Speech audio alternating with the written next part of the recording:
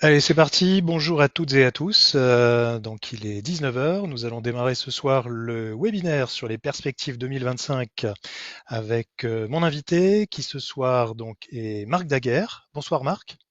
Bonsoir, bonsoir Christophe, bonsoir tout le monde, bonne année tout le monde. Bonne année en effet à toutes et à tous.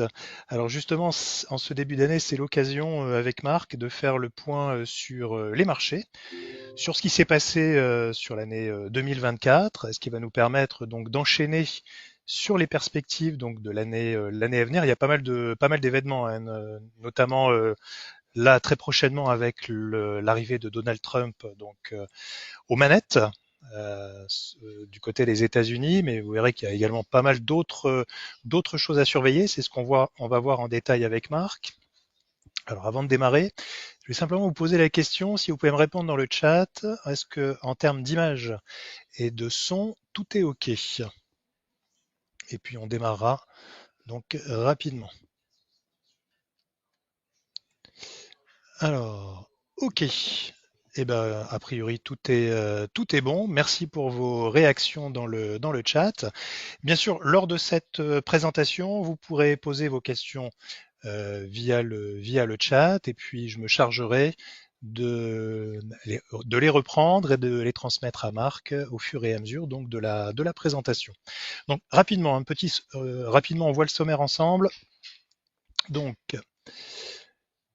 alors, un message d'avertissement classique hein, sur les risques liés au trading. Voilà, je vous laisse à l'écran quelques secondes rapidement pour les gens habitués à suivre nos webinaires régulièrement. Le message reste identique. IG en quelques mots. Bon, là aussi, on va passer rapidement. Nous sommes toujours cotés à la Bourse de Londres. Plus de 380 000 clients à travers le monde, leader mondial de l'investissement aujourd'hui, un peu plus de 50 ans d'expérience dans le trading et nous sommes présents donc depuis 2007, depuis octobre 2007 précisément, donc à Paris. Alors les objectifs, ou plutôt le sommaire hein, de cette présentation, nous allons refaire un point avec Marc sur les indices majeurs, donc on va parler du CAC, nous allons parler également du DAX, mais on s'intéressera à ce qui s'est passé de l'autre côté de l'Atlantique, notamment sur le Dow, le Nasdaq également, peut-être aussi un peu de S&P. On parlera matières premières avec l'or et le pétrole. On fera un focus rapide sur, du côté des devises sur l'euro-dollar. Et puis on terminera cette séance sur ce qui fait pas mal l'actualité là, depuis quelques semaines. On parlera donc crypto-monnaie et plus particulièrement du Bitcoin. On y va, Marc? Tu es prêt? Je suis toujours prêt. Super. Eh ben on va démarrer. Alors je vais te mettre à l'écran donc le résumé. D'ailleurs, c'est un résumé que tu as établi, donc que tu connais bien, Oui. sur le bilan 2024. Euh, alors du côté du vieux continent, donc CAC 40, Eurostox, DAX 40 et 100. Donc n'hésite pas bien sûr à prendre la main quand tu en as besoin pour partager tes écrans, notamment sur les graphiques. Alors qu'est-ce qu'on Oui. peut dire de cette année Ah, écoulée sur la majorité des indices bah européens, notamment du CAC, parce là, que déjà, on voit que le là, il CAC y a, finit en baisse hein, sur ouais, l'année. ouais. Et puis voilà,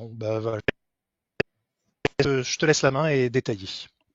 Alors, oui, effectivement, la chose qu'on peut dire et qui est la plus flagrante, c'est que on voit que le DAX, pardon, que le CAC est le seul indice qui a terminé dans le rouge parmi les indices majeurs cette année 2024. Donc ça, c'est quand même assez remarquable, entre guillemets, bien sûr, dans le sens où c'est quand même assez rare qu'il y ait un indice comme ça qui se décorrèle à ce point des autres. En général, les indices, au moins européens, vont plus ou moins main dans la main. Là, pour le coup, ça n'a pas du tout été le cas. Autre chose, on voit non seulement ce point-là, mais on voit aussi le grand écart qu'on a eu entre le CAC et le DAX. Alors on pourrait dire presque entre la France et l'Allemagne d'un point de vue boursier, mais on voit effectivement que au moment où on est nous à -2, ils sont à quasiment 19, donc il y a quasiment 20% de delta entre l'évolution de l'Allemagne et de la France sur l'année 2024. Alors après les explications, il y en a une majoritairement, c'est ce qui s'est passé un peu dans le chamboulement politique qu'il y a eu, puisqu'en fait, à partir de ce moment-là, des élections, c'est à ce moment-là que le CAC a décroché plus que le reste de l'Europe. Et il n'a pas réussi à se ressaisir, voilà, contrairement aux autres indices qui ont continué. Bon, le DAX avait quand même une très belle année. C'est le seul indice qui, en performance, réussit à rivaliser un tout petit peu avec les États-Unis, en fait. Alors, Marc, je me permets de te couper par rapport Oui, à cette performance donc négative. Est-ce oui. qu'il y a des valeurs qui sortent un petit peu du lot, que ce soit d'ailleurs du côté des tops ou des flops? Ah, alors oui, bien sûr, il y a des valeurs qui sortent du lot, heureusement d'ailleurs. Alors du côté, alors il y a une chose quand même assez, enfin étonnante, que moi j'ai trouvé relativement surprenante, puisque j'ai regardé justement le tableau des performances 2024 sur les valeurs du CAC, que j'ai comparé également un petit peu à 2023 pour voir comment ça se passait. Et je m'y attendais pas, hein, parce que comme ça de tête, tu m'aurais demandé, j'aurais dit non, je sais pas. Mais la valeur qui a augmenté le plus en 2023 et qui a augmenté le plus si on tient compte de 2023 et de 2024 en France, c'est, tu ne trouveras pas, c'est Accor en fait. Donc Accor a passé deux très belles années. C'est pas une boîte dont on parle beaucoup, peut-être pas assez. En tout cas, ça fait pas partie des majors, ni en termes de volume traité, ni en termes d'ailleurs de popularité. Pourtant, c'est la valeur qui a le mieux tenu cette année avec un gain de 40% environ sur l'année. Voilà, alors derrière, on a des boîtes comme très solides, comme Schneider, Safran par exemple, qui sont au-dessus des 30, et Silor également, dans le top 5. Et on a le petit intrus, entre guillemets, c'est Renault. Renault qui a passé une belle année aussi là. Autre fait remarquable, c'est que on a, si tu veux, dans le top 5 des hausses, on a Renault avec plus 33% environ. Et dans le top 5 des baisses, on a Stellantis avec moins 35-36%. Donc c'est là pour le coup, le gap entre deux valeurs d'un même secteur est aussi assez fort. À noter quand même que Stellantis était le leader l'année dernière du CAC avec un gain de 73%, je pense, quelque chose comme ça. Donc voilà, donc ça fait partie des choses qu'on peut effectivement remarquer un petit peu. Après, dans les queues de J'ai mis à peloton, l'écran, hein, j'ai mis à l'écran justement les tops et les flops oui, que tu avais réalisés dans ton étude de cette année. Tiens, j'ai une petite question, c'est concernant oui, Accor. En effet, oui, on a une performance de 40% sur l'année. oui. Est-ce que c'est une revanche post-Covid? Est-ce que c'est du fondamental? Est-ce que c'est plutôt du technique? Est-ce que tu Alors, as une explication c'est par rapport justement à cette hausse? c'est difficile de dire que la hausse, que la raison est technique. La raison, pour moi, enfin, une raison, c'est pas, on peut pas dire oui, bah, Accor est monté parce que techniquement il devait monter. En revanche, techniquement, on pourrait le voir si tu veux, il y a effectivement un trend haussier dé- délimité par l'analyse technique. Maintenant, je pense, d'un point de vue fonda, même si je m'intéresse pas énormément au fonda, je pense que c'est une boîte qui est en train de monter pas mal. Je pense qu'elle est bien aussi gérée. Je pense que le COMEX, tout ça, c'est des gens qui font des choses pas mal. Ils ont aussi repris toute la gamme Sofitel en retravaillant derrière, donc l'hôtellerie un petit peu. La gamme Sofitel, c'est leur gamme de luxe un petit peu, si tu veux. Je crois que c'est Sofitel, Novotel, Oui, la Mercure, marque marque premium du Ibis, comme ça, groupe. voilà. Donc, je pense aussi qu'ils ont fait cet effort-là. Maintenant, tu as sans doute raison qu'il y a un effet après Covid, mais je ne pense pas que ce soit l'élément principal de la hausse de ce groupe-là, en fait. Et du côté des flops, STM, qu'est-ce qui explique justement cette baisse de 45% sur l'année? Alors, Est-ce alors qu'il y a une ouais, raison en particulier? ça c'est effectivement assez violent. Alors, je pense que, personnellement, je pense qu'ils n'ont pas réussi pour l'instant à prendre le virage qu'il fallait prendre, notamment pour développer leur productivité en termes d'IA, parce que maintenant, l'IA, si tu veux, c'est quelque chose qui, donc l'intelligence artificielle, qui commence à être très sérieusement prise en compte. Bon, on a vu Nvidia, bon, peut-être qu'on en parlera tout à l'heure. Sur le Nasdaq, tu as des boîtes comme AppLovin et Palantir qui ont pris respectivement 700% et 350%, donc même devant Nvidia et essentiellement par les développements qu'ils ont pu mettre en place à travers l'IA. Donc moi, je pense qu'STM a souffert entre autres de ça. Après, sur le marché des semi-conducteurs, on n'était pas au top non plus cette année. Et puis, tu me parlais du technique. Bah, techniquement, là, STM était rentré dans une phase de correction qui, a priori, ne devrait pas être terminé, hein, sans écarter peut-être un rebond intermédiaire, mais en gros, Mm. je suis pas sûr qu'on soit déjà sur les plus bas sur ce titre-là. Et puis évidemment, il y a le fameux gap maintenant qu'il y a dans. Enfin, on parlait du secteur du luxe, hein, tu sais, sur le CAC, on disait le CAC Ouais. maintenant c'est le luxe. Effectivement, mais on a une boîte qui est totalement voilà, hors du jeu maintenant, c'est Kering, qui vient de passer 2-3 années catastrophiques et qui continue de plonger. Donc, il ne fera plus partie définitivement pour l'instant en tout cas, justement de ce groupe luxe qui est censé tirer un peu le CAC ou tenir le CAC, voilà, et qui est aujourd'hui plus sur le duo LVMH Hermès et plus du tout sur le trio qu'on pouvait avoir avant. Alors justement, Marc, est-ce qu'on peut reprendre le graphique du CAC 40 pour Oui. Donc, justement tu veux que je poser partage mon le écran? côté technique? Oui, en effet, si tu peux partager ton écran, Je peux faire ça. qu'on puisse donc voir, jeter un rapide coup d'œil sur l'année 2024 et selon toi, quelles sont les perspectives justement à venir sur l'année 2025? À quoi faut-il s'attendre Alors, sur le CAC 40? déjà, là, ce qu'on voit sur l'écran, on voit plusieurs choses. D'un point de vue technique, hein, j'entends bien. De toute façon, c'est un graphique, donc forcément, c'est technique. On voit d'abord que on a quand même sur une majorité d'indices des canaux de long terme assez larges. Donc, plus c'est large, plus c'est cohérent. Et là, on voit que le CAC est inscrit dans un canal. Maintenant, ceux qui me diraient, et je comprends tout à fait, oui, mais alors vous êtes gentil, mais le bas du canal, ça passe pas par beaucoup de points, etc. Ils n'ont pas forcément tort, hein. Mais aujourd'hui, à la limite, on s'en fiche. Pourquoi? Parce qu'on n'est pas sur le bas du canal. Donc, on n'y est pas, heureusement. On est plutôt sur le haut. Et quand on regarde le haut du canal, en revanche, on voit que la borne supérieure, elle a vraiment arrêté les cours à de nombreuses reprises depuis ici, là, voilà. Donc là, je vais vous montrer comme ça.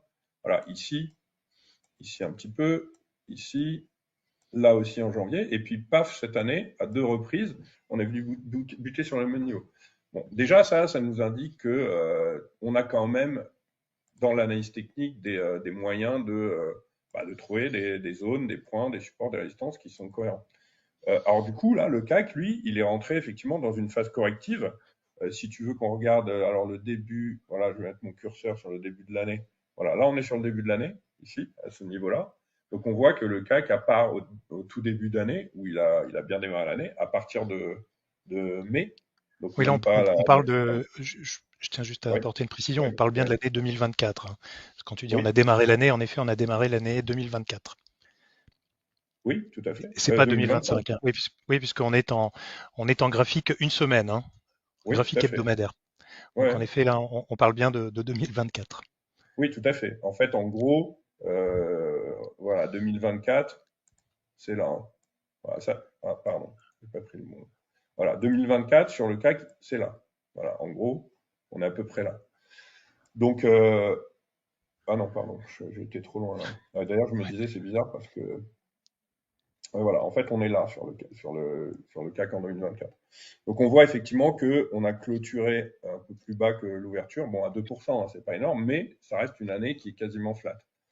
Puis la correction qu'on a là, elle est quand même un peu plus, pour l'instant, un peu plus inquiétante que celle qu'on peut avoir par ailleurs. Si tu veux qu'on regarde par exemple le DAX, sur le DAX, on voit qu'on a quand même, voilà, on a quand même un graphique qui est beaucoup plus, qui semble beaucoup plus solide que ce qu'on a sur le CAC. La seule question qu'on pourrait se poser, éventuellement, même si je t'avoue que je n'y crois pas énormément, c'est que parfois on parle de rattrapage, c'est-à-dire que quand on voit qu'on est globalement sur un secteur ou là sur des indices, parfois on pense que les indices qui ont plus de retard ont tendance à avoir un potentiel de rattrapage que les autres n'auraient pas. Bon, le souci c'est que depuis que le CAC a été décorrélé, donc ça c'est un petit moment, bah, à Mm. aucun moment il y a eu une entame de rattrapage d'aucune sorte que ce soit. Donc, je pense qu'il va falloir rester prudent. En tout cas sur l'indice français, encore pour l'instant, il n'y a pas encore de gros signaux très positifs pour se dire que on a peut-être des chances de repartir. Alors justement, parce que là, en effet, on est quand même dans une situation quand même assez incertaine, Notamment du point de vue également politique, parce qu'on est toujours un peu dans le flou entre guillemets artistique. Est-ce que Tout à fait. justement le côté politique garde toujours je dirais, un impact important sur l'évolution du CAC 40? Alors, ce qui s'est passé cette année, pour moi, était quand même assez particulier parce que j'ai remarqué quand même, moi, dans j'allais dire, les catalyseurs de marché, j'ai remarqué que ça faisait un moment que tout ce qui était politique ou macro-politique, j'allais dire, n'avait plus vraiment beaucoup d'impact. On a pu le voir à de nombreuses reprises sur de nombreux exemples différents. Là, je pense que ce qui a un peu fait ce tremblement de terre, c'est que le programme économique du RN faisait peur à l'ensemble de la communauté européenne dans un premier temps. Donc Donc on je a eu pense que malgré c'est tout un impact voilà, oui, lié à la oui, politique. Ouais. là totalement. Alors là en France totalement. Et c'est assez rare justement, je trouve, pour être souligné parce que des événements entre guillemets politiques, on en a eu déjà régulièrement. Ouais. C'est pas pour autant que ça a généré des soubresauts qui ont été aussi révélateurs que cette année en fait. Le marché est devenu très résilient à beaucoup d'égards. Ça, je l'ai très souvent dit parce que quand on me dit oui, mais alors ça monte, ça peut pas monter jusqu'au ciel. Non, ça ne peut pas monter jusqu'au ciel en soi, mais ça peut monter pendant très longtemps. La hausse sur les indices européens est beaucoup plus poussive. Là, quand on regarde le CAC 40, par exemple, on voit que c'est beaucoup plus poussif. On a quand même des phases de correction qui sont quand même assez violentes par rapport même si on voit globalement que ça monte. Mais maintenant, si on regarde par exemple n'importe quel indice américain, prenons le S&P, on voit que sur le S&P, la hausse est beaucoup moins poussive sur la même durée. Oui, c'est Donc, beaucoup plus franc. ah oui, mais de toute façon, aux États-Unis, on va le voir, c'est toujours beaucoup plus franc. Mais là, pour le coup, depuis le temps, si tu veux, moi, je me souviens de nombreuses fois où on me disait, je sais pas, en 2018, en 2019, on me disait, oui, mais là, on est quand même très haut, ça peut pas continuer de monter. Bah voilà, là, on est en 2025 déjà, et on est encore au plus haut sur les indices américains. Alors, pour revenir sur la France, et on Oui. terminera là-dessus pour la France, on fait quoi sur 2025? On reste attentiste, on attend des signaux de hausse, des signaux de baisse. Est-ce que le marché va latéraliser, graphiquement Alors, parlant, par exemple? moi, je pense que, alors, ça dépend si tu parles du CAC 40 uniquement ou si tu parles de la France en général. Je pense que sur le CAC, il faut rester très prudent. Euh, il faut voir aussi, malgré tout, s'il ne peut pas se faire tirer par le reste du groupe. Hein. Ça, pour le coup, je ne peux pas le dire tout de suite. Parce que je pense que maintenant, l'élément de décorrélation, il est pour l'instant derrière nous. Mais le retard qui a été pris n'a toujours pas été rattrapé. Maintenant, ce qu'il faut faire, si on veut rester sur la France, je pense que ce qu'il faut faire, c'est ce que nous on appelle, alors c'est très intéressant, c'est pas ce qu'il y a de plus facile à faire, mais c'est faire du stock picking, c'est-à-dire essayer de voir valeur par valeur lesquelles pourraient se démarquer. Est-ce que par exemple, ce qui pourrait être plutôt un bon signe pour le CAC, mais est-ce qu'on ne serait pas arrivé quand même en fin de correction sur des valeurs très, tu vois, euh, puissante, je vais dire, comme voilà, Hermès, tu vois, par exemple, qu'Hermès, si Hmm. tu regardes le graphe d'Hermès que j'ai resserré là volontairement sur du long terme, c'est-à-dire depuis les années 90, on voit que c'est une valeur qui est quand même extrêmement solide. Quand tu regardes un graphique comme ça et que je te dis, bah, tu vois, il y a eu des périodes de crise, tu te dis, ouais, bah, je les vois pas là, les périodes de crise. Oui, sur le Je long vois pas, terme, c'est lissé. je vois pas, voilà, je vois pas la crise des dot-com de 2000, je vois pas vraiment la crise de subprime de 2007-2008, je vois pas énormément non plus le Covid. Donc forcément, sur ces Hmm. valeurs-là, on sait globalement que c'est des valeurs très solides et qu'on n'a pas énormément de raisons de les voir, j'allais dire, se péter la figure. Bon, sur LVMH, on a effectivement eu une correction plus importante dans le fameux crack de 2000, mais globalement, encore une fois, on voit que c'est une valeur solide qui tient. Et puis techniquement, on arrive sur des niveaux qui commencent à être intéressants sur ces valeurs-là. Donc, je pense effectivement qu'en faisant ce qu'on appelle donc comme ça du stock picking, en essayant d'aller voir les valeurs qui nous semblent peut-être avoir une solidité un peu plus ferme que d'autres ou que même le CAC, on peut effectivement intervenir de cette façon-là.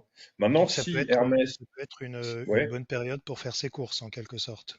oui, alors voilà, oui, alors attention, Attention quand même sur quelle valeur. Moi, il y a des valeurs sur lesquelles j'irai jamais faire mes courses. Je sais pas. Voilà. Enfin, Oh, j'ai oh. envie de dire faire ses courses sur des valeurs solides qui ont un peu morflé là sur. Oui, ouais, oui, ou alors sur des valeurs qui commencent un petit peu à montrer des signes de reprise, ce qui n'est De pas le cas reprise. de nombreuses valeurs.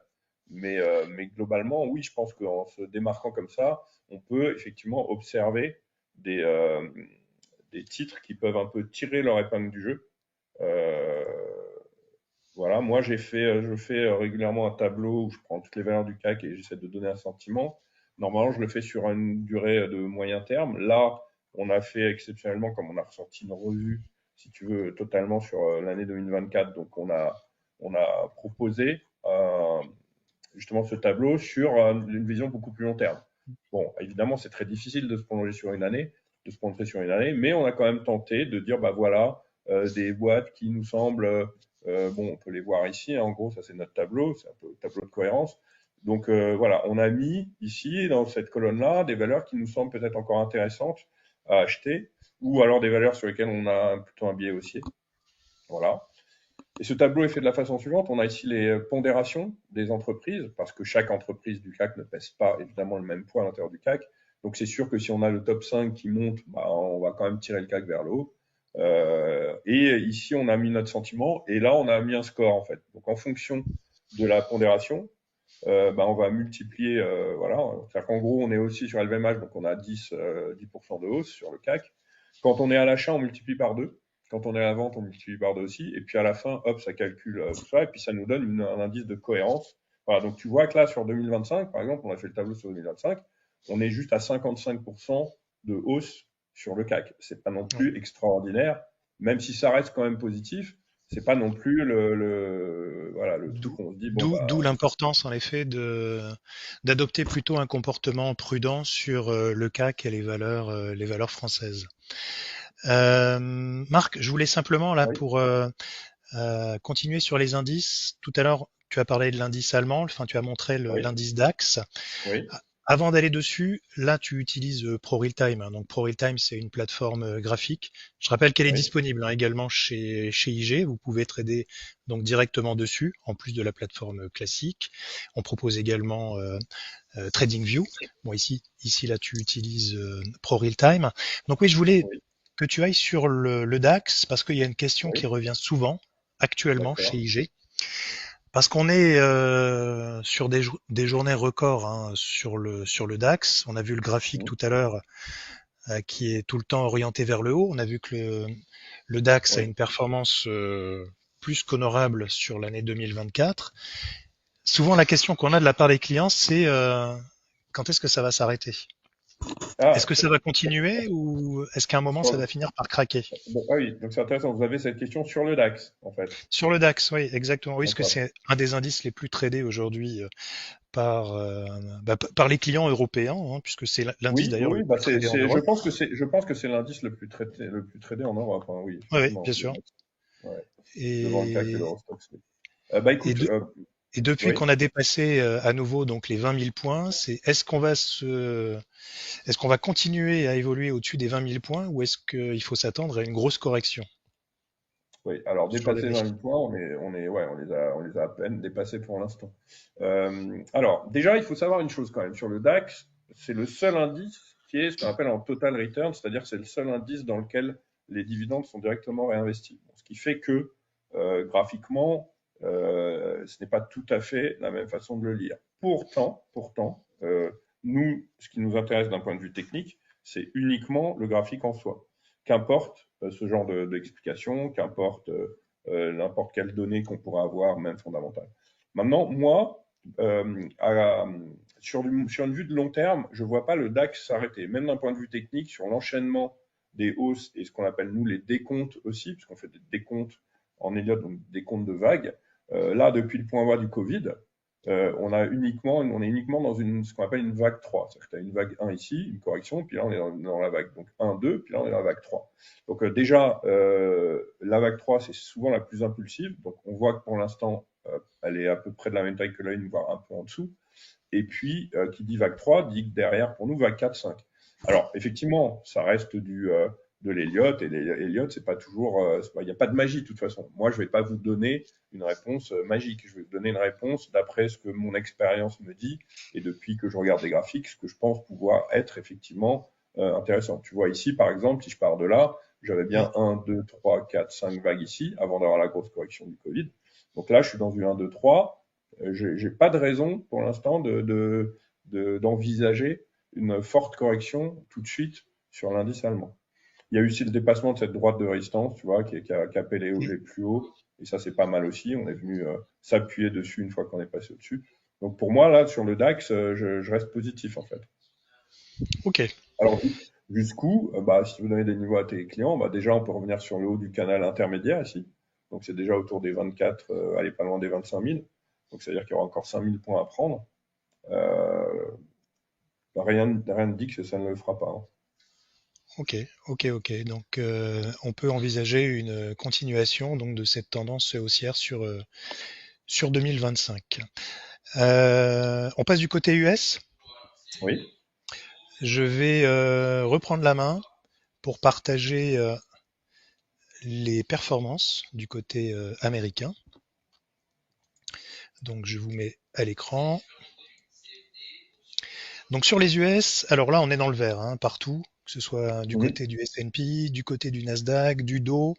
Donc, avec le S&P plus un peu plus de 23%, le Nasdaq Composite plus 28%, le Nasdaq 100 24%, un peu moins sur le Dow, plus 12%. Oui.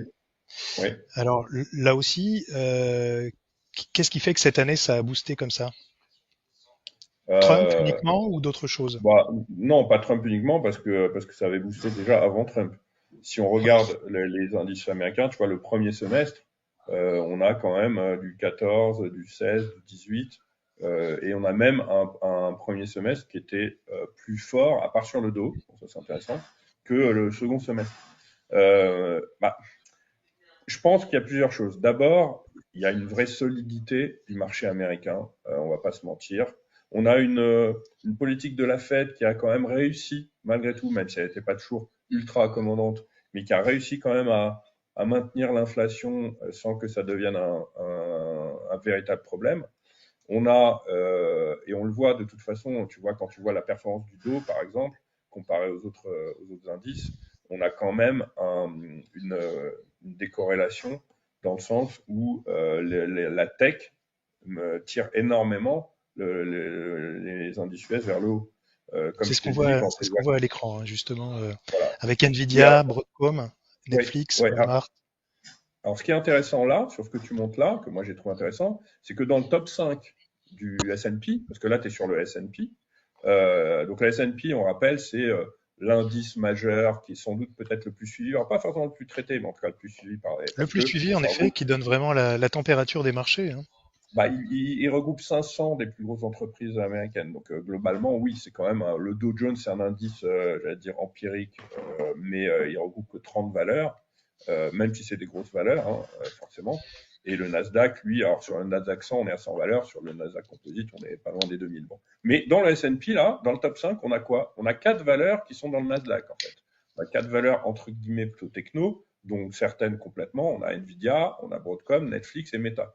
Donc ça veut bien dire ce qu'on disait tout à l'heure, c'est-à-dire que c'est quand même le marché, le secteur de la tech qui, en plus avec tout ce qui est en train de se passer, cette espèce d'euphorie permanente, maintenant on est passé à l'IA, donc c'est ça, je pense, qui fait la solidité du marché.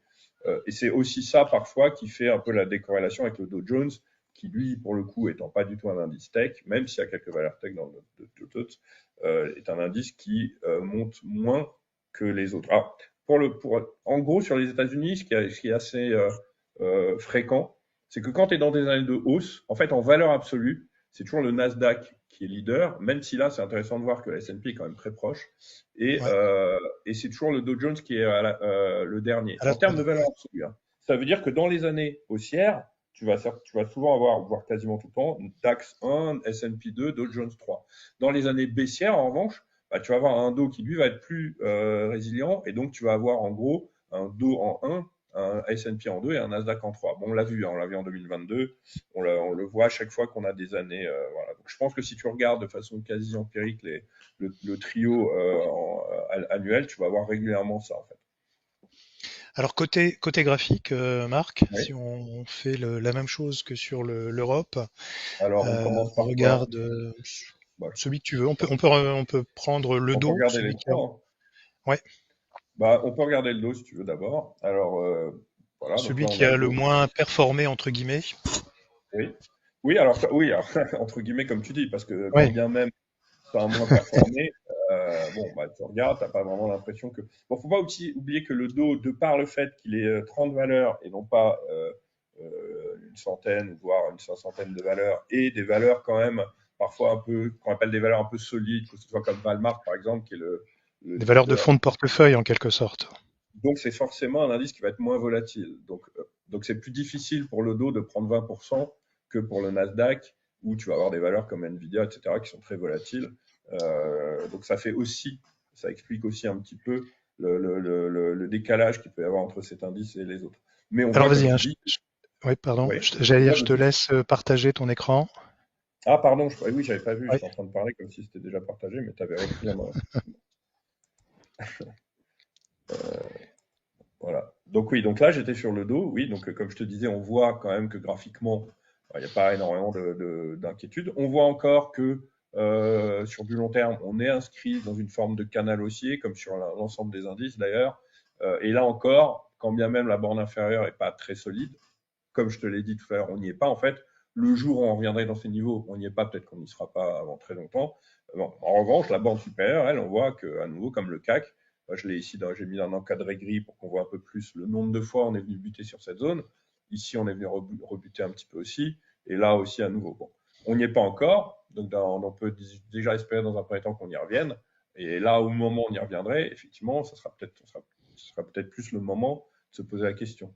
Là encore, contrairement à certains de mes confrères, hein, parce que j'ai fait d'autres interventions, des plateaux avec des gens qui parlaient de la finance comme moi je suis pas encore inquiet sur la tendance des indices, même si on entend à gauche à droite que ça pourrait commencer. Donc, ça fait très longtemps Même, que même par rapport à la politique des oui. taux, puisque Bah, en fait, si tu veux, bah, la politique des taux, ça fait un moment. Alors, il y a eu juste l'année 2022 où là, effectivement, on a eu une année plus difficile à cause surtout de l'inflation. Donc, forcément, les taux ont suivi derrière.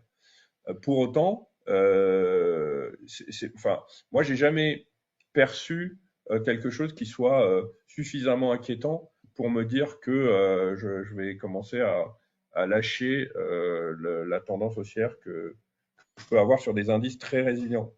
Euh, à moins qu'on rentre vraiment dans une situation comme on pouvait l'avoir eu en 2022, mais j'ai pas l'impression que ce soit le cas. Il va falloir voir aussi ce que l'événement Trump va faire. Comment, comme tu l'as dit tout à l'heure, comment est-ce que ça va se passer une fois qu'il sera aux manettes, véritablement. Euh, il avait quand même été, d'un point de vue éco, lors de son premier mandat, il avait plutôt été assez positif d'un point de vue de la bourse, hein. Il avait un petit peu agité aussi j'allais dire enfin, je sais pas si tu te souviens, mais à l'époque, euh, c'était un des premiers, c'était le premier président Twitter à tweeter régulièrement, et les tweets de Trump à l'époque étaient des catalyseurs de marché assez fréquents, que ce soit dans un sens ou dans l'autre. Donc il va falloir également voir ce que lui va faire, et voir oui, aussi si encore il une est de fois. retour, il est de retour en effet sur Twitter, puisqu'à l'époque il avait été banni, il avait fini par être banni après son mandat. Oui, mais là, là vu les rapports qu'il a avec Elon Musk, je peux Bien te dire sûr. qu'il n'est pas il est pas vraiment prêt d'en ressortir, oui. Donc oui, donc ça aussi, ça va être un élément à prendre en compte, et à voir de quelle manière ça va pouvoir éventuellement, encore une fois, réussir à tenir le marché. Moi, je regarde, tu vois, là ici, je regarde le Nasdaq. J'ai j'ai pas vraiment envie de me dire que voilà, que ça peut retomber, ou encore une fois, peut-être au moins jusqu'à l'arrivée sur la borne supérieure du canal, qui est encore une fois là, tu vois, la borne supérieure, encore une fois, comme on l'a vu sur le CAC, comme on l'a vu sur le Dow Jones, on a quand même une borne supérieure qui est quand même assez forte. Euh, voilà, la question, est-ce que moi je ne vois pas personnellement, je ne vois pas Donald Trump laisser que ce soit Ouais, la le Fed, marché les coulé. taux, etc. Ouais, je pense qu'il est tellement nationaliste, c'est tellement l'Amérique, qu'il fera tout ce qu'il pourra pour faire en sorte que ça tienne encore. Tu vois, même ici, sur le S&P, de la même façon, on a cette même borne supérieure qui est quand même assez forte et assez révélatrice. Alors si on regarde si on jette un œil rapide sur le S&P 500 avant de passer Oui, sur l'eurodoll. ben on y est là. Donc, donc c'est exactement ça. C'est encore une fois le canal haussier à l'intérieur duquel on est. On n'est pas encore sur la bande supérieure. J'ai pas encore, là, j'ai pas vraiment d'éléments qui viendraient me perturber mon trend en tout cas sur le plus long terme. Maintenant, te dire qu'il va pas y avoir une correction là en début d'année, ça, non, je Mm. n'irai pas jusque là. Il peut tout à fait y avoir une vague corrective, mais je ne pense pas que ça soit euh, ça soit les prémices d'une baisse plus pérenne. Je ne pense pas qu'on ait une année 2025 baissière. Je, Ok. je, je, je pense qu'on pourrait avoir une correction Plutôt, intermédiaire, mais je ne pense pas qu'on ait une année 2025 baissière. plutôt confiant donc sur une continuation de la hausse sur les indices américains, avec Oui, néanmoins peut-être des épisodes de correction tout à fait oui, normaux oui, c'est ça. Ouais. sur les marchés financiers et qui sont salutaires, qui permettent en effet de continuer sur des marchés haussiers. On jette un œil maintenant. Alors j'avais dit l'euro-dollar. On va d'abord passer sur les commodities, sur la D'accord. partie or et sur la partie pétrole. Alors je vais simplement repartager mon écran avec les performances donc sur l'année écoulée, l'année 2024. Voilà, donc sur le gold, on a une performance de 27%, sur le silver donc 21%, le pétrole moins 3%. Alors qu'est-ce qu'on peut dire par rapport à ça? Est-ce que là aussi, est-ce que sur l'or, on va aller toucher les 3000 $ l'once? Et est-ce que le pétrole, parce Alors, que j'ai vu qu'il y a eu des annonces là sur le pétrole très récemment, est-ce que le pétrole va repartir à la hausse? d'abord sur l'or. Euh, Qu'est-ce qu'on peut dire sur l'or? Alors, je pourrais, si on a le temps, te montrer un graphique très Vas-y, parlant de vas-y, plus long tu terme. peux reprendre la main Ah oui, pardon, et présenter un graphique. j'oublie à chaque fois que j'ai plus la main. Oui. Alors, je reprends la main dans un premier temps. Voilà. Alors, rapidement, parce que je sais qu'on a quand même qu'une heure et que si Il on nous veut reste laisser le temps 23 pour poser minutes. quelques questions. Oui, justement. Alors bon, je vais pas faire je vais pas présenter ça parce on va essayer de gagner du temps. Sur l'or, à plus court terme entre guillemets. Moi, j'allais vous montrer un graphique de très long terme parce que je voulais faire dire qu'il faut faire attention à ce qu'on dit parfois, c'est-à-dire l'or c'est une valeur refuge. C'est vrai, d'accord, j'ai jamais dit le contraire, mais pensez que dans ce cas-là, quand l'or monte, les indices baissent et quand les indices baissent, l'or monte, ça non, c'est absolument pas ce que ça veut dire. La preuve, comme tu l'as dit, là, tu as annoncé la performance de l'or cette année, elle est dans les clous avec ce qu'a fait ce qu'ont fait le Nasdaq et le S&P. Sur l'or, en revanche, il y a une chose là, technique, qui est pour nous très parlante, c'est ça. Ce qu'on a ici, que j'ai mis en bleu ici, qu'on va voir d'un peu plus près, c'est quoi ça? C'est, d'un point de vue technique, quelque chose de très révélateur. On a eu quoi? On a identifié ici une zone de résistance majeure. Quand on dit majeure, c'est vraiment une zone sur laquelle l'or a buté à de nombreuses reprises entre 2020 ici et avant d'en sortir ici 2024. Donc pendant 4 ans, l'once d'or n'a pas réussi à s'affranchir de cette zone qui était autour des 2100 dollars l'once. Et justement, là, courant 2024, à peu près au début 2024, l'or s'est affranchi de cette résistance. Pour nous, d'un Pourquoi? point de vue technique, c'est un signal très haussier. Quand on identifie des zones comme ça très fortes en analyse technique, on a deux façons de les traiter. D'abord, on les prend, tant qu'on est en dessous, on les gère comme des résistances. Donc quand on se rapproche de ce niveau-là, on fait attention, on s'allège, on éventuellement se positionne à la baisse, etc. Et le jour où, à l'inverse, on les dépasse, là, pour le coup, on peut repasser haussier, ou en tout cas acheteur, avec assez confortablement. Et on voit effectivement que l'impulsion qu'il y a eu en sortant de ce qu'on appelle nous une boîte ici, que je vous ai mise en bleu, a été telle qu'on a atteint des niveaux. Voilà. Donc le premier objectif en général qu'on doit observer, c'est le report de la largeur de la boîte ou du canal, voilà, à la sortie du canal. Bon, là, on voit que c'est un objectif qui a été atteint. Bon, on est même allé un petit peu plus haut et pour l'instant, on est en train de respirer un petit peu. Je continue de penser qu'il y a un potentiel de hausse sur l'or qui n'est pas du tout encore atteint, parce que si on regarde l'amplitude de la hausse qu'on avait avant l'entrée dans la boîte, elle est quand même plus conséquente que ce qu'on a là. Et je pense que sur l'or, on va pouvoir encore avoir une année assez haussière, avec des petites phases correctives intermédiaires, mais pour le coup, moi, je vois pas grand-chose d'extrêmement violent. Voilà. Je pense que le début d'année va être un peu difficile quand même, mais je pense qu'en cours de peut-être deuxième trimestre, je pense qu'on pourrait déjà avoir digéré la temporisation que les marchés Ouais, peuvent marquer dans un donc premier temps. plutôt une vision haussière sur l'or en 2025. Oui. Si Et on on regarde regarde du le côté, pétrole. ouais, du pétrole. Mm. Alors le pétrole, c'est sans doute un des actifs les plus délicats à gérer.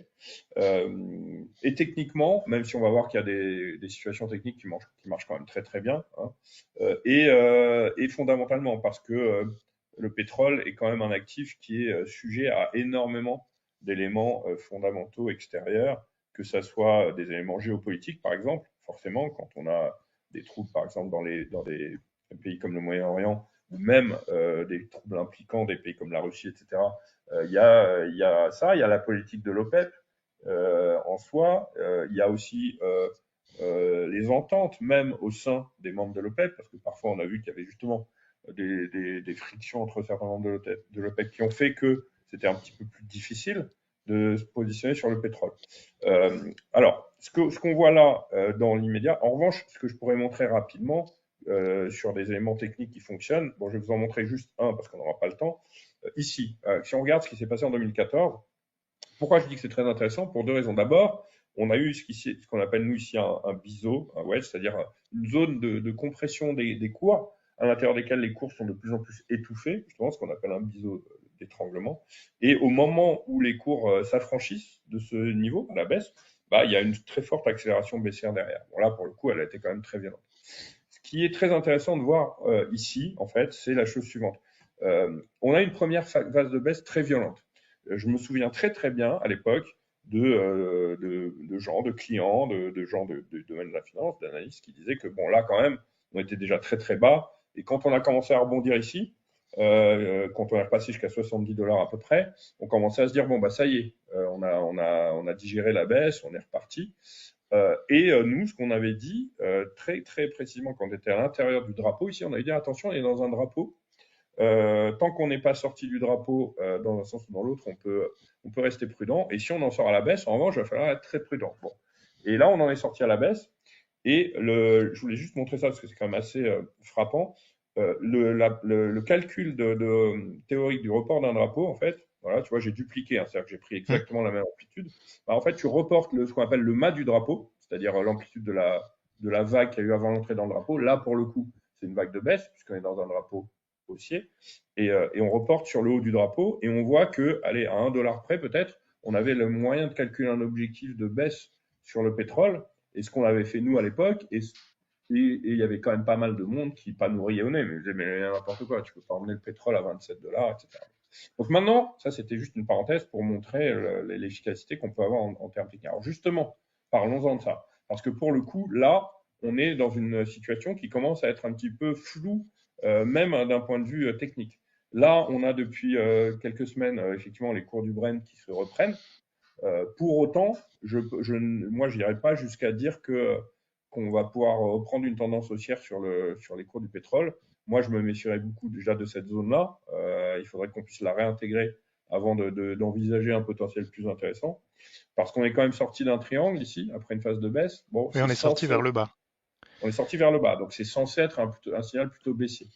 Et puis, on est quand même dans ce que dit le flou artistique. On voit, je sais plus, tu m'as donné la performance du pétrole en 2024. C'était, je pense qu'on Moins n'était 3. pas, voilà, -3. Donc, qui dit -3 dit quasiment pas de performance, entre guillemets. En gros, on est resté quasiment au même niveau à la fin de l'année qu'au début. Et puis, on voit très facilement ici sur le graphe qu'on n'avait pas de tendance sur le pétrole.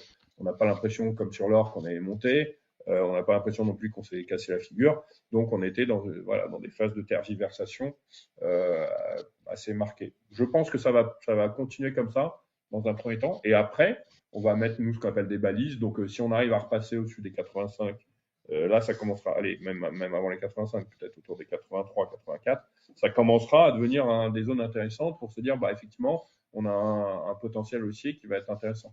En revanche, si on n'arrive pas à dépasser cette résistance-là et qu'on commence à repasser en dessous, aller sous les 70, 71, là, pour le coup, il faudra être très prudent et envisager plutôt un potentiel de baisse. Pour l'instant, on est vraiment entre les deux et je pense on va pas avoir de tendance très marquée dans un sens ou dans l'autre. Euh, pour l'instant, tant qu'on n'a pas vraiment passé une de ces deux bornes, en fait. Donc, on est ce que nous on appelle dans une zone grise, à l'intérieur de laquelle on ne va pas se prononcer ni dans un sens ni dans l'autre. Donc on reste plutôt attentiste sur le pétrole parce qu'on a, pour l'instant on n'a pas vraiment de tendance franche qui se dessine. On est plutôt dans une période d'hésitation. Oui, moi, je Euh, préfère rester ouais. attentiste. Ouais. Ok, donc là on ne se prononce pas hein, sur le pétrole par rapport à l'année à venir. On jette un œil du côté de l'euro-dollar, du côté des devises, Hmm. avant de terminer donc sur les crypto-monnaies, qu'on verra dans un instant. Mais avant, juste un petit focus sur l'eurodoll, avec ce qui Alors, s'est passé cette année sur oui, l'euro-dollar, et oui, notamment avec ce alors qui l'euro, risque de se passer aussi par rapport à l'élection. Quelles oui, sont alors oui, les conséquences possibles sur cette année à venir? alors l'eurodoll. Alors l'eurodoll, déjà, on voit aussi qu'on a un canal assez intéressant. Bah, alors là, c'est un canal depuis 2008, hein, mais c'est un large canal de baisse qui, pour l'instant, en tout cas, a contenu régulièrement l'évolution de la paire euro-dollar. Bon. On voit aussi à l'intérieur de ce canal autre chose d'intéressant, c'est quand même un canal baissier, hein, même si c'est pas un canal très pentu, mais c'est quand même un canal baissier. Et on voit à l'intérieur de ce canal que les phases de baisse, si tu veux, sont quand même beaucoup plus marquées, beaucoup plus franches. Là, on en a une, ici, tac, on en a une ici aussi, et on en a une ici. Alors que les phases de hausse sont un peu plus poussives la plupart du temps. Elles alternent un petit peu. Donc là, on est un peu dans le même cas. On a eu une phase de hausse. On n'a pas réussi à revenir sur la bande supérieure du canal. Et puis, à l'inverse de ce qu'on a vu sur l'or, par exemple, ou qu'on verra tout à l'heure sur Bitcoin, on avait une boîte ici, latérale, hein, à l'intérieur de laquelle l'eurodoll évoluait, et puis il est sorti à la baisse de cette boîte.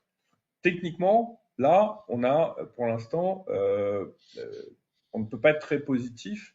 Alors, quand je dis sur l'eurodoll, sur le graphe de l'eurodoll, c'est-à-dire en gros, on ne peut pas être encore très positif sur l'euro par rapport au dollar. Bon. Euh, on voit malgré tout que sur le RSI qu'on arrive dans une zone de survente. Bon, est-ce que c'est pour l'instant tout de suite révélateur d'un rebond à venir immédiatement? Pas forcément. On voit ici, par exemple, qu'on était sur la zone de survente, tu vois, ce qu'on appelle du backtesting, c'est-à-dire qu'on regarde dans le passé. Est-ce que quand le RSI arrive sur cette zone, est-ce que les cours commencent à repartir à la hausse? On voit très bien ici, par exemple, que les cours étaient déjà survendus sur le RSI, qu'ils ont continué de baisser pendant toute cette période-là. Donc moi, Tu j'ai sais, pas Marc, d'éléments. je vais te poser une question, je me permets de te couper, hein, que tout le Oui, monde bien se sûr. pose aujourd'hui. C'est au final, est-ce qu'on va repasser sous la parité? Ah, la parité absolue. Oui, alors Ouais. là, techniquement, moi je pense que oui. Et il y a autre chose aussi que je voulais signaler par rapport à ça, c'est qu'on parle très souvent de niveau psychologique. J'entends très souvent ça. Ah, ben là, on est, je sais pas, je dis au hasard, hein, on est sur les 10 000 sur le DAX, on est sur les 5 000 sur le CAC. Bon, j'ai souvent entendu ça. Il faut faire très attention à ces On niveaux-là. l'entend encore, hein. Moi, pour moi, ils sont pas du tout révélateurs. Je fais pas énormément foi de ces niveaux. De temps en temps, si je peux voilà, les corréler à d'autres niveaux qui vont m'intéresser sur des bornes de canal, sur des ratios de Fibo, de canaux, etc. Oui. Mais là, par exemple, prenons le niveau de la parité absolue, qui est là, ici, sur cette ligne rouge Mm. ici. Voilà. Donc, je vais vous la remettre ici en plus long. Donc, ça, c'est le niveau des 1 pour 1. Okay, si on regarde ce niveau-là, est-ce qu'on a l'impression que ça a atteint un niveau clé? Non, on est passé en dessous assez facilement, on est revenu au-dessus assez facilement. Donc moi, pour moi, c'est pas un niveau qui va être significatif d'un arrêt, d'un rebond par exemple quand on est au-dessus ou d'une résistance quand on est en dessous. Maintenant, si tu me demandes si on va revenir dessus, oui, je pense qu'on va revenir dessus et je pense que le trend de l'eurodoll va être en 2025 plutôt baissier, c'est-à-dire aussi en dollars, baissier en euros. C'est comme ça que moi je vois les choses d'un point de vue technique. on a enfoncé trop de niveaux de support maintenant pour envisager une reprise à court terme. Donc plutôt un Donc moi, euro-dollar baissier sur l'année à venir. ouais. Maintenant, est-ce La que paire Trump va vouloir euro-dollar. un dollar fort, dollar Trump? Bon, ça va dépendre de quand même plusieurs éléments, mais je pense effectivement que le dollar va continuer de s'apprécier face à l'euro en 2025. Oui. Alors justement, la transition est toute trouvée, notamment donc par rapport à l'euro-dollar. Par rapport à un des enjeux également majeurs sur l'année à venir, c'est les crypto-monnaies, notamment avec Mhm. le Bitcoin, donc qui avait dépassé le niveau des 100 000 dollars, qui est repassé dessous là, ces dernières 24 heures. Donc je mets à l'écran la performance hein, sur l'année. Donc BTC, on est à plus de 121%. Bon, on va pas forcément parler des autres projets, Mhm. même si certains sont souvent repris comme Solana par exemple, comme Ethereum bien sûr, Cardano. Alors le Dogecoin bien sûr lié à À notre Trump, ami à Musk, Elon oui. Musk, voilà. Ouais. Mais si on s'attarde plus sur le Bitcoin, donc plus Oui. 121%, on a un effet Trump aussi par rapport à cette évolution, à ce seuil des 100 000 dollars. Est-ce que ça va continuer? Aujourd'hui, c'est vrai que tout le monde est persuadé que oui. On parle d'un niveau de 200 000 rapide, voire même de 1 million. Alors pas forcément sur cette année, mais en tout cas, c'est un niveau qui a priori devient euh, entre guillemets normal, qu'il est possible d'atteindre. Alors selon toi, Marc, est-ce que c'est possible? Je te laisse mettre Alors, le graphique hein, oui, du oui, Bitcoin à oui. l'écran. Je vais mettre le graphique. Alors, bon, on va d'abord regarder le graphique de long terme. Alors, est-ce que c'est possible d'aller jusqu'à 1 million? Euh, je vais te dire oui, c'est possible. Là, à très court terme, je sais pas. Mais je pense que sur des crypto-monnaies maintenant, euh, et le Bitcoin en particulier, il n'y a plus grand-chose qui semblerait vraiment impossible. Parce que ça fait un moment qu'on le dit, qu'on dit oui, mais non, c'est pas possible. Et il y a quelques années, si on avait fait un webinaire ensemble et qu'on avait dit bah, le Bitcoin à 100 000 dollars, il n'y a pas un de gens qui auraient dit mais non, c'est pas possible, faut pas exagérer, etc. Donc à chaque fois, Tu peux partager hein, l'écran, Marc. Hein. Pardon. Hein. je l'ai pas partagé encore. Non, Pardon. Bah, à chaque fois, j'oublie quand tu as repris la main, donc ouais, donc tu fais bien de me le dire à chaque c'est pas fois. grave. Voilà. Donc là, ici, effectivement, on est sur le graphique de long terme et on voit que le Bitcoin est enfin, effectivement, a encore battu des records. Là, pour le coup, totalement, alors, sur ce que tu disais, autant sur les indices américains, on pouvait pas prononcer de cette façon-là, surtout vu le timing. Mais là, sur l'élection de Trump, voilà, là, j'ai mis un cercle vert au moment justement où on a annoncé la victoire de Donald Trump. Là, on voit que sur la cryptosphère en général, là, on s'est focus sur le Bitcoin, mais tu peux regarder absolument tous les projets majeurs en crypto à partir de l'élection de Trump, tout a explosé. Maintenant, techniquement, encore une fois, tu vois, à nouveau, on a ce phénomène-là, c'est-à-dire on est dans une boîte, ok, on évolue à l'intérieur de la boîte avec une zone de résistance, une zone de support, et puis on sort de la boîte et paf, on reporte la largeur de la boîte ici. Alors que ça corresponde aux 100 000, très bien, moi ça me va. Ça prouve encore que on peut même techniquement avoir voilà, des indications qui peuvent être à l'encontre de ce qu'on pourrait dire d'un autre point de vue. Là, pour le coup, il se trouve que le calcul technique théorique de la sortie de boîte, bah, ça tombait bien parce que ça tournait effectivement autour des 100 000. Donc on avait d'autant plus de raisons, parce que là, je te parlais tout à l'heure des niveaux psychologiques. Bon, là, pour le coup, les 100 000, ça a joué pour le moment. En tout cas, ça n'a pas encore engendré une reprise baissière, mais ça a engendré en tout cas une temporisation de la hausse. Euh, alors, oui, moi, je pense qu'il y a largement encore du potentiel haussier sur le Bitcoin. Dire qu'il va aller même à 200 000 là, à très court terme, je, Techniquement, ça me semble un peu difficile qu'il y ait aussi vite que ça. Enfin, 200 000, c'est quand même encore très très haut. Mais je pense qu'on peut atteindre les 120 000 en cours d'année sur cet actif-là, parce que peut-être que là, on est rentré quand même dans une petite phase de temporisation et qu'on va peut-être pas en sortir tout de suite, tout de suite.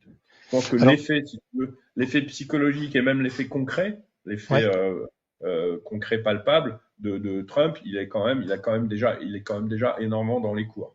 Parce Alors, que justement, Marc, par rapport à ça, moi j'ai deux questions. Des questions aussi qu'on a régulièrement de la part de nos clients. Est-ce qu'aujourd'hui, la première c'est est-ce qu'aujourd'hui il faut avoir du Bitcoin dans son portefeuille? Et est-ce qu'aujourd'hui on peut trader le Bitcoin un peu comme on trade une action ou ok, un indice? alors bon, alors la première question, la réponse est très délicate. Pourquoi? Parce que moi, je veux pas engager, enfin pas ma responsabilité. Moi, je pense effectivement que avoir du Bitcoin en portefeuille, de façon générale, c'est pas. Si on a les moyens de mettre un montant sur le Bitcoin sans en avoir forcément besoin, On peut le décimaliser, hein. On n'est pas obligé oui, d'acheter des briques de 100 000, hein. ouais heureusement, heureusement. Mais tu vois, par exemple, bon là pour l'anecdote, quand tu penses au niveau du Bitcoin à son démarrage, bon, il fallait y croire, hein, mais des gens qui auraient cru très vite à ce truc-là, bon, les frères Winklevoss, qui sont les jumeaux d'Harvard, là, Mm. qui avaient intenté un procès à Zuckerberg sur Facebook, Oui, on tout procès qu'ils ont réinvesti gagné dans le d'ailleurs. Bitcoin à l'époque. En fait, c'est les premiers milliardaires en Bitcoin, Mm. les frères Winklevoss. Donc, eux, ils ont eu le nez creux. Bon, ils sont pas complètement idiots non plus. Donc, forcément, c'est un actif qui fait envie parce que il a une volatilité telle que, tu vois, on a vu là, je sais pas, 120% sur l'année. Bon, il y a que Nvidia qui a fait aussi bien, voire mieux, bon, à part deux autres valeurs américaines. Donc oui, je pense que de ce côté-là, on peut se dire que c'est pas complètement idiot d'avoir du Bitcoin en portefeuille. Maintenant, tu m'as dit ensuite, est-ce qu'on peut trader le Bitcoin Est-ce qu'on comme trade, une voilà, action? est-ce qu'aujourd'hui le Bitcoin est devenu en quelque sorte une valeur mainstream et est-ce qu'on peut le trader désormais un peu comme une valeur classique? Parce que c'est vrai que pendant très longtemps, il a gardé je dirais, cette perception d'une valeur justement qui n'est pas perceptible, de quelque chose qui n'était basé sur rien. Et justement, est-ce qu'aujourd'hui, on peut vraiment traiter le Bitcoin voilà, comme un actif classique? Selon Alors, toi, hein, c'est pas oui, là oui, aussi, hein, oui. c'est pas forcément un avis tranché. La réponse est oui et non dans ce sens-là.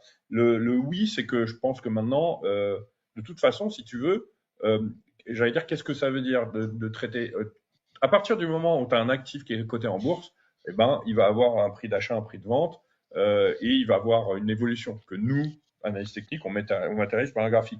Donc à partir de ce moment-là, on peut, entre guillemets, tout traiter, enfin tout trader, tout envisager. Si tu veux, Euh, le, en soi, aujourd'hui, le, ma question, c'est est-ce qu'aujourd'hui, il a une vraie légitimité du côté justement de l'investissement? Est-ce qu'il est euh, légitime ou est-ce qu'il est encore considéré je un veux peu dire, comme un outil de... est-ce que ce côté un peu, cette zone d'ombre, ce côté un peu Voilà, euh, exactement. flou, de se dire bon, où est-ce qu'on en est, bon. Alors moi, je suis pas un spécialiste de la crypto-monnaie. Je m'y intéresse forcément et bon, de plus en plus comme tout le monde. Et ça fait quand même partie de l'univers de mon métier, puisque voilà, parce que Mhm. c'est quand même des actifs qui sont cotés. Euh, Alors mais je justement, suis pas voilà, un c'est ça, spécialiste. c'est sans être un geek, je dirais, dans la crypto et uniquement dans la crypto. Voilà, c'est juste avoir ton point de vue à toi en tant Alors, qu'analyste.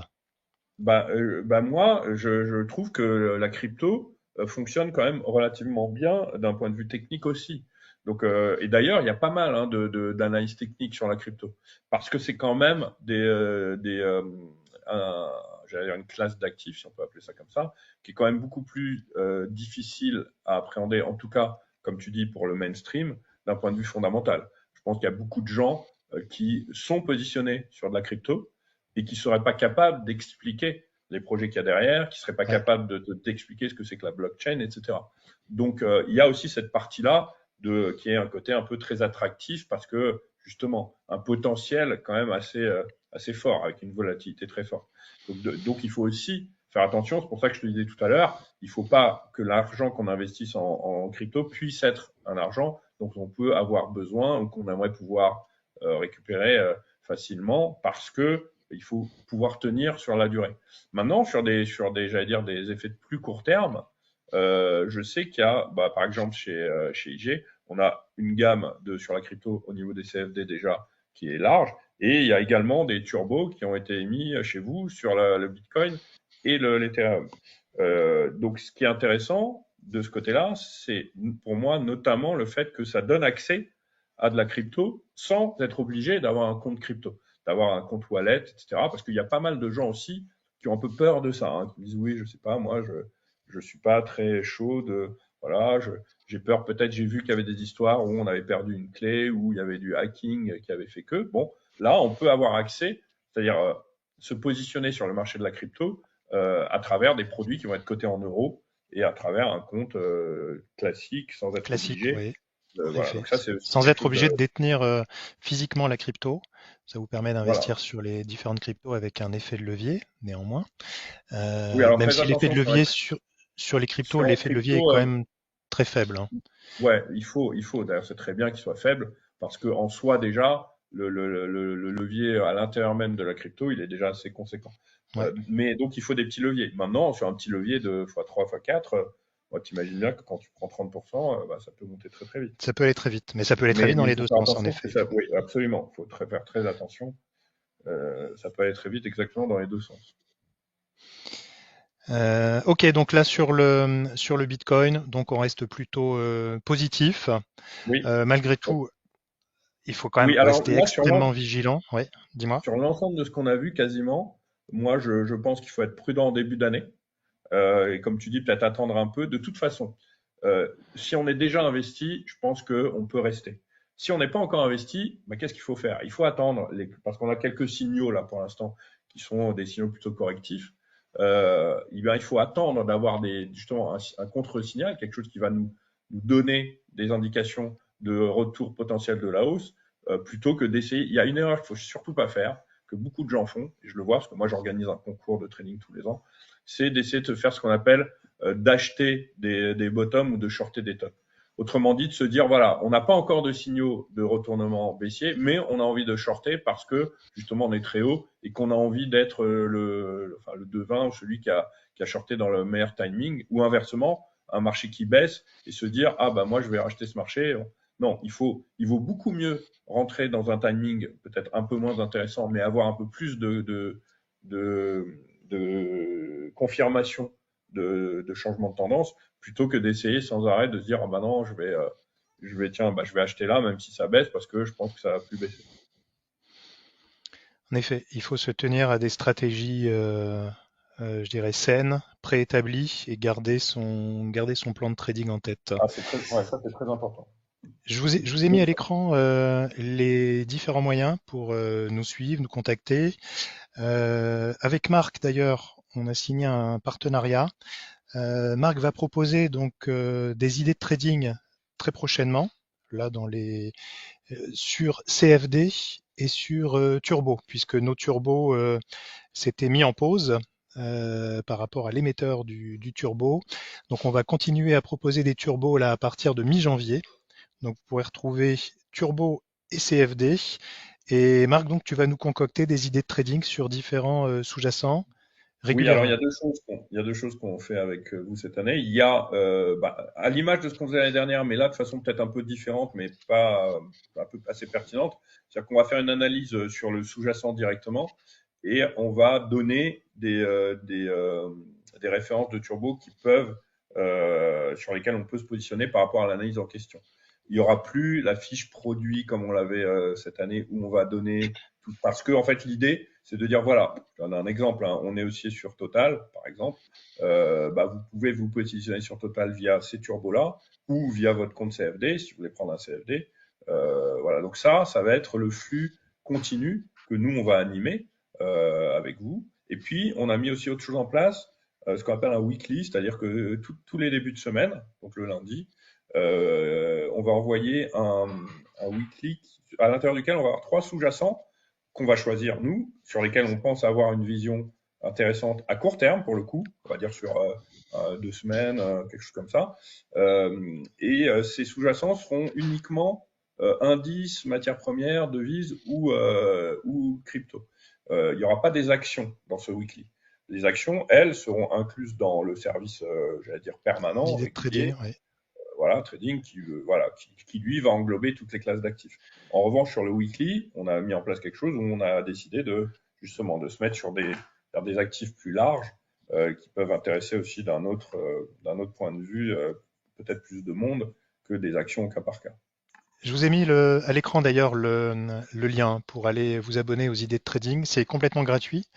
C'est ouvert à tous, que vous soyez client ou pas client IG. Vous y avez accès. Donc, il vous suffit simplement de vous rendre sur le site d'IG, aller dans la rubrique Actualité et abonnement aux idées de trading. Vous laissez simplement votre adresse mail et dès qu'une idée est publiée, vous la recevez donc directement dans votre boîte mail. J'avais une question qui a été posée dans le chat. C'est en général, faut-il supprimer les données du week-end des graphiques? Alors là, je pense que c'est une question qui est posée sur la crypto directement. C'est Bah, parce possible, que en fait, ça n'a pas été précisé, mais oui, oui, puisque bah, la c'est pas. question a été posée vers Non, la mais de toute fin, façon, en effet. c'est très simple, hein. Il y a que la crypto qui compte en permanence, qui cote en permanence, même le week-end. Alors moi, non. Moi, j'estime qu'un graphique doit être, enfin, même j'affirme qu'un graphique doit être pris dans son intégralité et puis puis entre nous, ça ferait pas grand-chose de supprimer 2 jours à chaque fois sur 7 d'un point de vue graphique. Ce qui serait intéressant que j'ai jamais essayé de regarder, c'est de voir, tiens, ce serait peut-être intéressant qu'on regarde ça, de voir si il y a une différenciation les week-ends en termes de volume, en termes de volatilité, etc. Est-ce que les gens sont plutôt plus actifs parce qu'ils ont plus de temps, etc. Ça, j'ai pas regardé. Mais si c'est d'un point de vue graphique, il faut absolument tenir compte des week-ends exactement comme du reste de la semaine. Donc, on garde toutes les données. Voilà, c'était la conclusion de ce webinaire.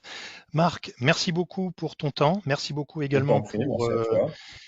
tes explications sur les différents sous-jacents et notamment par rapport à ce que l'on peut attendre sur l'année 2025. Vous retrouverez l'intégralité de ce webinaire en vidéo en replay dans la rubrique IG Academy sur le site, là aussi accessible à tout le monde.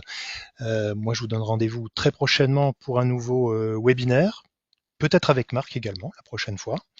Voilà. En Volontiers. tout cas, moi, je vous souhaite une excellente soirée. Merci d'avoir participé. Merci Marc à nouveau. Si Eh tu veux ben, si, ajouter avec un petit mot pour la fin. Bah oui, oui quand même. Bah, n'hésitez pas effectivement à suivre les IDIG et même rester en contact avec nous. Si je pense que si vos clients, Christophe, ont des questions par la suite après coup qui veulent s'adresser à moi, bah tu me les feras suivre. On transmet. Restez prudent aussi. Oui, tu l'as dit à la fin, mais il faut faire très attention hein, quand on gère son argent, quand on veut aller vers des instruments plus volatiles avec des effets de levier par exemple ou de la crypto. Il faut rester quand même prudent, faire attention, ne pas y aller comme ça. Sur un coup de poker, sauf évidemment, alors ça regarde chacun. Hein. Si je dis, bah voilà, moi j'ai 2000 euros, je m'en fiche, je veux bien les jeter, mais tiens, j'ai envie de tenter un coup de poker sur tel ou tel actif, ça vous regarde. Mais sinon, quand on veut le faire d'un point de vue sérieux, respecter aussi ce qu'on appelle son plan de trading, ne pas hésiter à couper ses pertes. Hein. Ça, c'est quelque chose que je dis régulièrement, ça fait partie de l'essence même de ce que nous on apprend en termes de traders professionnels. Ne jamais se dire, j'entends souvent, tu sais, dans le lieu commun, tant que c'est pas vendu, c'est pas perdu, c'est complètement faux. D'accord. Donc ça, il faut faire très L'espoir attention. est l'ennemi du trader. Hein. Si vous êtes en mode espoir, Ah en général, c'est pas bon. ça c'est. Oui, d'ailleurs oui, c'est exactement ça. D'ailleurs, quand on dit espoir, ça veut bien dire justement tout l'inverse de la conviction dans laquelle on peut être. Le Donc pas ça, faut vendu, pas attention. perdu. On a vu déjà pas mal de morts hein, dans le pas vu, Oui, pas perdu. oui. Et Donc pour en être très effet, franc, depuis les années 2000, il y a les traders particuliers sont en majoritairement perdants. Donc c'est pour ça qu'il faut faire très attention quand on fait ça dans son coin, parce que c'est quelque chose qui, bah, c'est aussi un métier, hein, c'est pas uniquement un passe-temps ou un divertissement. la Même si règle j'ai même, d'or, même si oui, j'ai des clients qui me disent que bah, qu'ils aiment bien, et c'est normal, hein, qu'ils aiment bien l'adrénaline qu'il y a aussi dans cette façon-là de gérer son argent. Mais encore une fois, il ne faut pas mettre toutes ses économies dans un turbo ou dans un bitcoin. Voilà, exactement. Money management, la règle d'or. Money absolument. management, money management, money management. Merci Marc, Merci merci à Christophe. tous et à bientôt. Bonne soirée. Merci. Bonne Au soirée. revoir. Au revoir.